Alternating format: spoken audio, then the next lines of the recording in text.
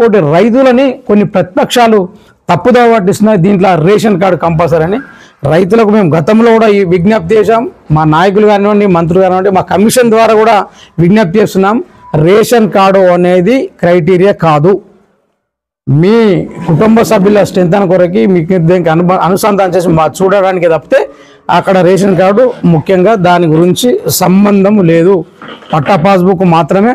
మా రైతు భూమి ఎన్ని ఎకరాలు ఎక్కడ ఉంది దాన్ని మాత్రం వెరిఫై చేస్తున్నాం కనుక దాన్ని దయచేసి దృష్టిలోకి తీసుకోవాలి. అధికారులు కూడా రైతులకు తెలియజేసేటప్పుడు మీకు ఈ రేషన్ కార్డు కంపల్సరీ చెప్పకూడదు.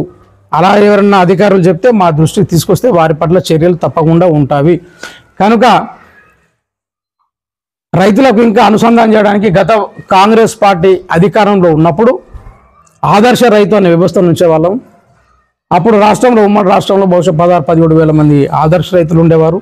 మరి ఇప్పుడు తెలంగాణ కూడా గత ప్రభుత్వాలు రైతాంగానికి సంబంధించిన రైతు సమన్వయ కమిటీ అనండి ఏదన్నా అంటే అవి చేసినా కానీ మేము మళ్ళీ ఆదర్శ రైతు మళ్ళీ తీసుకొచ్చే ఆలోచనతో కమిషన్ ఒక నిర్ణయం తీసుకొని కమిషన్ ద్వారా ఆదర్శ రైతులు ఉంటే బాగుంటున్నది. దీన్ని మళ్ళీ మనం ఎన్నికల మేనిఫెస్టో పెట్టడం జరిగింది కనుక దీన్ని తప్పకుండా చేయాలనే భావనతోని మన దీనాన్ని విధి విధానాలు ఎలాగుంటే బాగుంటుందని ఆదర్శ రైతులకు సంబంధించి గౌరవ ముఖ్యమంత్రి పెద్దలు రేవంత్ రెడ్డి గారికి మొత్తం మా కమిషన్ ద్వారా మా చైర్మన్ గారు మేము కమిషన్ సభ్యులం అందరం వారికి రిపోర్ట్ సబ్మిట్ చేయడం జరిగింది. అదేవిధంగా సంబంధిత మంత్రి తుమ్మల నాగేశ్వరరావు కూడా అగ్రికల్చర్ మినిస్టర్ గారికి కూడా ఈ కమిషన్ సంబంధించి మేము ఏమేమైతే ఆదర్శ రైతు ఎందుకు కావాలనుకుంటాం విధి విధానాలు వారు కూడా చెప్తే మరి వారితో సమావేశం ఏర్పాటు చేసి సంబంధిత అధికారులను కూడా పిలిచి రాష్ట్ర స్థాయిలో మాట్లాడడం జరిగింది. మన ఆదర్శ రైతులకు సంబంధించి వీలైనంత త్వరలో జీవో వెలువడుతుందని కూడా తెలియజేస్తూ ఉన్నాం. అట్లాగే నీటి సమస్యలు వచ్చినప్పుడు గ్రామాల్లో పొలాల దగ్గర ఒడ్డు దగ్గర చిన్న చిన్న సమస్యలు తలెత్తుతుండే కనుక అప్పుడు నీటి సంఘాలు కూడా ఉండే. ఆ నీటి సంఘాల ద్వారా ఎందుకంటే ఒక చెరువు ఉంటే ఆ చెరువు దగ్గర ఆ ఊరికి సంబంధించిన నాయకులు ఎవరికి పొలం ఎంత ఉంటే అంటే క్లారిటీ వారికి ఉంటాయి. ఇప్పుడు ఈ అధికారులకు నాయకులకు ఉండే నాలెడ్జ్ కంటే వాళ్ళు లోకల్గా ఉంటారు కనుక వాళ్ళకు ఎక్కువ ఆలోచన ఉంటుంది. అయితే ఆ చెరువు కింద ఎంత పంట పండుతుంది, ఎన్ని ఎకరాలు పండుతుంది, ఎవరు ఎంత ఉన్నదనే భావన వాళ్ళు ఉండదు. ఎవరికి ఏ గట్టుకి ఎంత నీళ్ళు అనే ఆలోచన వారిలో ఉండేది కనుక ఈ నీటి సంఘాలను కూడా మళ్ళీ నియమించాలని ప్రభుత్వం దృష్టికి తీసుకొచ్చాం. ప్రభుత్వం కూడా సానుకూలంగా స్పందించింది. వీలైనంత కూడా త్వరలో వీటన్నింటిని కూడా నీటి సంఘాలను కూడా ఏర్పాటు చేస్తామనేసి కూడా ఈ సందర్భంగా నేను రైతులకు విజ్ఞప్తి చేస్తూ ఉన్నాం. మా కమిషన్ ద్వారా ఆలోచించి ప్రభుత్వ దృష్టికి తీసుకొచ్చిందంటే ఈ ఆదర్శ రైతుల్ని అంటే ఒక ఆలోచన 200-250 కుటుంబాలకు ఒక ఆదర్శ రైతు పెడితే బాగుంటుంది, లేదా 5,000 ఎకరాలకు ఒక ఆదర్శ రైతుని పెడితే బాగుంటుంది అనే భావన. అట్లాగే ఇప్పుడు ఒక ఎక్స్టెన్షన్ ఆఫీసర్ అగ్రికల్చర్ ఎక్స్టెన్షన్ ఆఫీసర్ని కూడా 5,000 సుమారు 2,000 ఆపై చిలుకులు ఉన్నట్టు ఉన్నారు. రాష్ట్రంలో కొద్దిగా ఇబ్బంది అవుతుంది అగ్రికల్చర్ ఎక్స్టెన్షన్ ఆఫీసర్స్తో కనుక వారికి కూడా వారు ఇప్పుడు ఏ విధంగా అయితే ఇస్తామో అట్లా కాకుండా వాళ్ళు కూడా మాకు సబ్మిషన్ చేయడం జరిగింది. 1000 ఎకరాలకు ఒక ఎక్స్టెన్షన్ ఆఫీసర్ని పెడితే బాగుంటుందని దాన్ని కూడా ప్రభుత్వ దృష్టికి తీసుకొచ్చాం. ఈ ఎక్స్టెన్షన్ ఆఫీసరు ఆదర్శ రైతు కోఆర్డినేషన్తో చక్కగా కార్యక్రమాలు జరుగుతాయి, రైతులకు అనుగుణంగా సహాయ చర్యలు జరుగుతాయనేసి కూడా కోరుకుంటా ఉన్నాం. కనుక ఈ కమిషన్కి సంబంధించి చాలా పెద్ద వ్యవస్థ. అగ్రికల్చర్ ఉంది, హార్టికల్చర్ ఉన్నది, అండ్ గోదామ్స్ ఉన్నాయి, మార్కెటింగ్ కమిటీస్ ఉన్నాయి, ఫిషరీస్ ఉన్నాయి, చెరువులు ఉన్నాయి, మాకు ఇవన్నింటిని కూడా సీడ్స్ ఉన్నాయి అండ్ ఫర్టిలైజర్స్ ఉన్నాయి.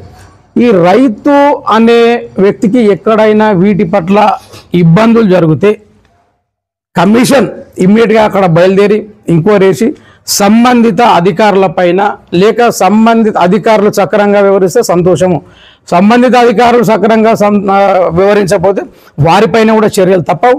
అదేవిధంగా ఇప్పుడు ఫర్ ఎగ్జాంపుల్ ఫర్టిలైజర్ ఉన్నది, విత్తనాల షాప్స్ ఉన్నాయి, సీడ్స్ ఎక్కడైనా ఇప్పుడు ఈ సీడ్స్ గోదాం ఉన్నాయి, ఇవన్నిటి కూడా మేము విజిట్ చేస్తాం. ఎక్కడైనా సీడ్స్ కల్తీ విత్తనాల మీద తప్పకుండా చర్యలు జరుగుతాయి. దీనికి ముఖ్యమంత్రి గారు స్వయంగా చాలా ఇంట్రెస్ట్తో ఉన్నాడు ఈ కమిషన్ మీద, వ్యవసాయం మీద. రైతు ఈ దేశానికి వెన్నెముక అని ఎన్ని రోజుల నుంచి చెప్పుకుంటూ వస్తున్నాము. ఆ రైతు దేశానికి వెన్నెముక. ఈ రైతు అందరికీ అన్నం భోజనం పెట్టేవాడు కనుక రైతును కాపాడిన భావంతో కమిషన్ ఏర్పాటు చేశాము కనుక ఎక్కడ కూడా ఎవరు తప్పు చేసినా రైతుకి ఎక్కడ అన్యాయం జరిగినా ఈ యొక్క కమిషన్ ఇమ్మీడియట్ చర్యలకు గవర్నమెంట్కి రికమెండ్ చేస్తుంది. వీలైనంత సంబంధిత జిల్లా స్థాయి అధికారి ఉంటే జిల్లా స్థాయి అధికారి నోటీసుకి వచ్చి చర్యలు తీసుకునే విధంగా చేస్తామని కూడా ఈ సందర్భంగా తెలియజేస్తా ఉన్నాం. అదేవిధంగా ఎక్కడెక్కడైతే చెరువులు కబ్జాకి వెళ్ళినాయో అక్కడ శిఖం భూములు కూడా కబ్జా చేసినారు. చెరువుకు సంబంధించిన భూమి పక్కన అంతా శిఖం అంటాం దాన్ని.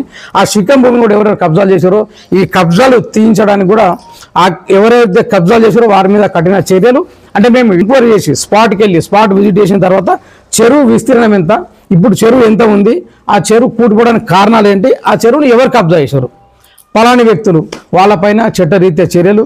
ఇరిగేషన్ డిపార్ట్మెంట్ కానీ, ఎందుకంటే ఈ చెరువులన్నీ గతంలో మైనర్ ఇరిగేషన్, మేజర్ ఇరిగేషన్ ఉండే, వాటన్నింటిని ఇప్పుడు ఒకటే కలిపారు కనుక మేము ఉత్తమ్ కుమార్ రెడ్డి గారితో కమిషన్ మీటింగ్ సమావేశం ఏర్పాటు చేసి ఈ మైనర్ ఇరిగేషన్ కూడా పక్కన పెట్టేస్తే మైనర్ ఇరిగేషన్కి సంబంధించి చెరుకుంటలు అన్నీ వస్తాయి కనుక వాటన్నింటిపైన యాక్షన్ తీసుకునే విధంగా చెరువులు ఎక్కడెక్కడ ఆ కబ్జాలను వాటన్నిటి కూడా తొలగిస్తామనేసి సందర్భంగా తెలియజేస్తూ, మరి ముఖ్యంగా ఈ ఉద్దేశం ఏంటంటే ఇన్ని శాఖలు దీనికి ఉన్నాయి కనుక ఈ ఫిషర్స్ కానివ్వండి, ఈ కోల్డ్ స్టోరేజ్ కానివ్వండి, గోదాంలో నిల్వలు ఉండి ఆ రైతులకు ఇబ్బంది పెట్టడం కానివ్వండి, లేకపోతే గవర్నమెంట్ గోదాం నుండి రైతులకు ఇయ్యపోతే కానివ్వండి, వీటన్నింటి మీద చర్యలు తీసుకునే విధంగా మేము యాక్షన్ చేస్తాం, యాక్షన్ ప్లాన్ కూడా చేసుకుంటాం. కనుక వీటన్నింటికి సంబంధిత అధికారులను కూడా బాధ్యులు చేసి వారి సంఘటన స్థలానికి తీసుకెళ్ళి కూడా వారి దృష్టి తీసుకొచ్చి వారి పరంగా రికమెండేషన్, కమిషన్ పరంగా రికమెండేషన్ చేస్తూ తప్పకుండా చర్యలు ఉంటాయి. కనుక అధికారులను కూడా నేను కోరేది ఏమనంటే, మీరు రైతులకు ఎక్కడైనా అన్యాయం జరిగితే మీ ఉన్న హోదాతో స్పందించి రైతు సమస్యని సెట్ చేయాలని కూడా ఈ సందర్భంగా కోరుతున్నాం. ఎవరైనా అధికారులు రైతుల పట్ల నిర్లక్ష్యంగా వ్యవహరిస్తే తగిన చర్యలు కూడా ఉంటాయని కూడా ఈ సందర్భంగా వారికి తెలియడం జరుగుతూ ఉంది.